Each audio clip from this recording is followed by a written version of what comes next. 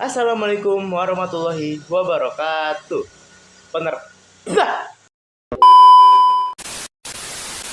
Assalamualaikum warahmatullahi wabarakatuh. Perkenalkan, nama saya Panji Bagus Pratomo dari kelas 11 5.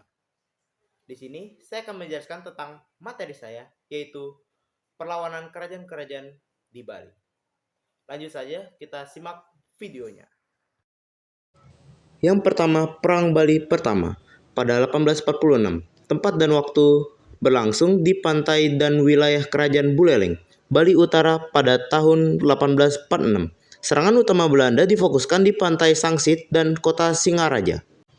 Tokoh-tokoh pemberontakannya, yang pertama ada I Gusti Ketut Jelantik, Patih Perdana Menteri Buleleng yang menjadi otak di balik strategi perlawanan. Yang kedua ada Raja Buleleng, I Gusti Ngurah Madeh Karangasem. Yang ketiga ada Raja Kangin yang bersekutu dengan Buleleng. Latar belakang pemberontakan adalah penolakan Raja Buleleng dan Patih Jelantik untuk menghapuskan hak tawan Karang dan menandatangani perjanjian yang mewajibkan mereka mengakui kedaulatan Belanda. Ketegangan memuncak setelah kapal-kapal Belanda karam dan dirampas oleh kerajaan Bali. Kronologis berjalan pemberontakan. Belanda mengerahkan ekspedisi militer pertama yang terdiri dari 21 kapal perang, 70 kapal pengangkut, dan sekitar 1.700 prajurit di bawah pimpinan Laksamana Engelbertus Batavus van den Bosch. Pasukan mendarat di pantai Sangsit pada 28 Juni 1846 dan menghadapi perlawanan sengit dari pasukan Buleleng yang telah membangun pertahanan. Setelah pertempuran darat, Belanda berhasil merebut dan menduduki ibu kota Singaraja. Istana Raja Buleleng dibakar.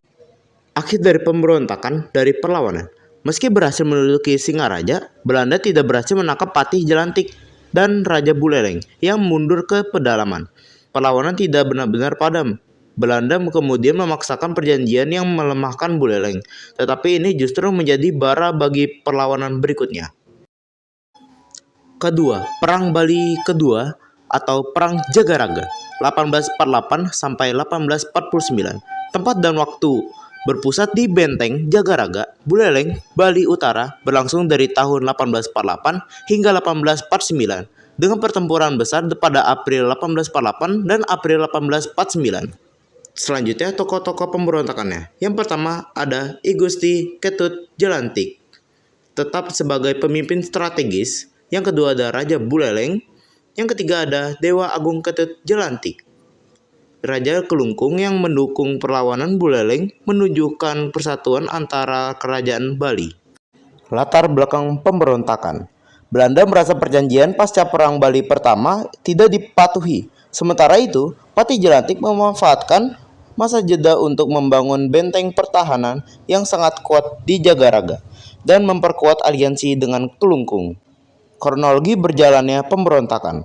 Ekspedisi kedua 1848, Belanda menyerang benteng Jagaraga pada April 1848, namun mengalami kekalahan telak. Strategi Supit Urang penjepitan pasukan Bali berhasil memukul mundur pasukan Belanda. Kekalahan ini merupakan aib besar bagi militer Belanda. Ekspedisi ketiga 1849, Belanda kembali dengan pasukan yang jauh lebih besar dan modern di bawah Jenderal Andries Victor Michels pada 15-16 April 1849. Setelah pengoboman artileri yang masif, Belanda melancarkan serangan besar-besaran ke benteng Jagaraga. Akhir dari pemberontakan dari perlawanan benteng Jagaraga akhirnya jatuh setelah pertempuran berhari-hari yang heroik. I Gusti Ketut Jelantik gugur dalam pertempuran ini. Menurut beberapa sumber, dia melakukan bunuh diri ritual atau puputan kecil. Raja Buleleng menyerah. Kekalahan di Jagaraga menandai jatuhnya Buleleng ke tangan Belanda. Belanda kemudian memaksakan perjanjian Kelungkung 1849 kepada Raja Kelungkung yang isinya melemahkan posisinya. Selanjutnya, Perang Bali Ketiga atau Perang Kusamba 1849. Tempat dan waktu terjadi di Kerajaan Kelungkung, khususnya di Desa Kusamba pada tahun 1849, tepat setelah jatuhnya Jagaraga. Tokoh-tokoh pemberontaknya, yang pertama ada Dewa Agung Istri Kanya, Raja Perempuan Dewa Agung dari Kelungkung. Yang kedua ada I Gusti Ketut Agung, pejabat tinggi Kelungkung. Latar belakang pemberontakan. Meski telah menandatangani perjanjian, ketegangan antara Kelungkung dan Belanda masih tinggi. Insiden kecil seperti menyelundupkan senjata dan garam memicu konflik terbuka. Belanda yang baru menang di Buleleng ingin menundukkan Kelungkung sepenuhnya. Kronologi berjalannya pemberontakan. Belanda menyerang pelabuhan Kusamba, pusat ekonomi dan militer Kelungkung, pada 24 Mei 1849. Pasukan Kelungkung di bawah pimpinan I Gusti Ketut Agung melakukan serangan malam yang mendadak dan berani ke markas Belanda. Akhir dari pemberontakan dari perlawanan. Serangan malam Kusamba sukses secara taktis dan menewaskan komandan Belanda, Jenderal E.V. Michels. Kematian jenderal andalan mereka ini merupakan pukulan psikologis yang berat bagi Belanda. Akibatnya, Belanda memilih untuk tidak melanjutkan penaklukan militer langsung terhadap Kelungkung dan lebih memilih pendekatan politik dan blokade ekonomi. Kelungkung mempertahankan kedaulatannya untuk sementara waktu. Selanjutnya ada Puputan Badung 1906. Tempat dan waktu terjadi di Denpasar, Kerajaan Badung pada 20 September 1906. Tokoh-tokoh pemberontaknya. Yang pertama ada Raja Badung, I Gusti Nguramade Agung. Yang kedua, seluruh kerabat istana, bangsawan, dan rakyat yang memilih untuk melakukan puputan. Latar belakang pemberontakan. Pemicu langsung adalah perampasan muatan kapal perdagangan Cina Sri Kumala yang karam di pantai Sanur. Belanda menuduh Badung melanggar hukum dan menuntut ganti rugi yang sangat besar. Raja Badung menolak membayar karena menganggap itu adalah hak tawan karangnya. Belanda menggunakan ini sebagai kasus beli untuk menaklukkan Badung. Kronologi berjalannya pemberontakan.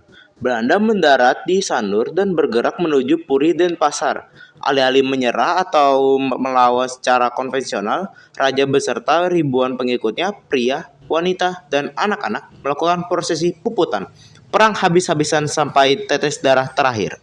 Mereka berjalan keluar dari Puri dengan pakaian upacara serba putih, membawa keris dan perhiasan, menuju alun-alun tempat pasukan Belanda menunggu. Akhir dari pemberontakan dari perlawanan. Di alun-alun, raja turun dari tandu dan seorang pendeta atau pemangku menusuknya sebagai tanda dimulainya puputan. Para pengikutnya kemudian maju menyerang pasukan Belanda yang memiliki senjata api modern. Tentara Belanda yang awalnya bingung, akhirnya menembaki massa. Pembantaian terjadi. Diperkirakan lebih dari 1.000 orang rakyat Badung gugur. Peristiwa ini menandai berakhirnya kedaulatan Kerajaan Badung. Dan yang terakhir ada Puputan Kelungkung 1908. Tempat dan waktu terjadi di kota Kelungkung, ibu kota Kerajaan Kelungkung, negara tertinggi di Bali, pada 28 April 1908. Tokoh-tokoh pemberontakannya, yang pertama ada Dewa Agung Jambe II, Dewa Agung Gede Jelantik, Raja Kelungkung. Yang kedua ada Dewa Agung Istri Muter, istri raja. Latar belakang pemberontakan. Setelah Puputan Badung, Kelungkung menjadi kerajaan merdeka terakhir yang menjadi simbol perlawanan. Belanda terus memprovokasi dengan campur tangan politik dan ekonomi. Puncaknya adalah ketika Belanda memberlakukan larangan perdagangan opium yang dianggap melanggar kedaulatan Kelungkung. Raja Kelungkung menolak tunduk.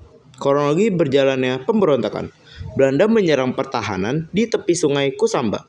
Mirip dengan di Badung, Raja Dewa Agung Jambe II beserta keluarga dan pengikutnya memutuskan untuk melakukan puputan. Mereka berangkat dari Puri Kelungkung menuju medan pertempuran. Akhir dari pemberontakan dari perlawanan. Puputan terjadi di jembatan dekat Puri. Raja dan pengikutnya maju menyerang pasukan Belanda dengan senjata tradisional. Mereka ditembaki secara membabi buta oleh artileri dan senapan mesin Belanda. Raja Dewa Agung, Permaisuri, dan ratusan pengikutnya gugur.